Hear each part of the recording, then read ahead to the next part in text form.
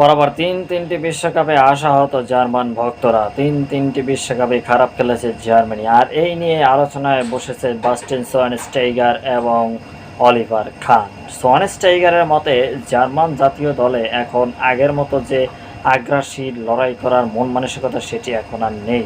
শারীরিক শক্তির দিক থেকেও দলটি অনেকটাই পিছিয়ে পড়েছে। 2013 থেকে 16 মৌসুমে পেপ গার্দিওলার যে দর্শন, সেই দর্শনে যে জার্মানি খেলেছে, অর্থাৎ বায়ার মিউনিখ যে খেলেছে, বায়ার মিউনিখের অধিকাংশ প্লেয়ারই সাধারণত জার্মান জাতীয় দলে খেলে থাকে। তো এই হিসেবেই বিষয়টি বলা হয়েছে, যেখানে পেপ গার্দিওলার দর্শনের কারণ হয়তো বর্তমান সমস্যার মূল কারণ হচ্ছে যে জার্মানি সবসময় আগ্রাসী এবং অনেকটা আক্রমণাত্মক মনোভাব নিয়েই ফুটবল খেলে থাকে। বল যাতে কোনোভাবেই তাদের পা থেকে ছুটে না যায় এবং ছুটে গেলে খুব তাড়াতাড়ি কাউন্টার অ্যাটাক দিয়ে বলটিকে কেড়ে নেওয়া, এই ধরনের মন মানসিকতা এখন আর দেখা যাচ্ছে না।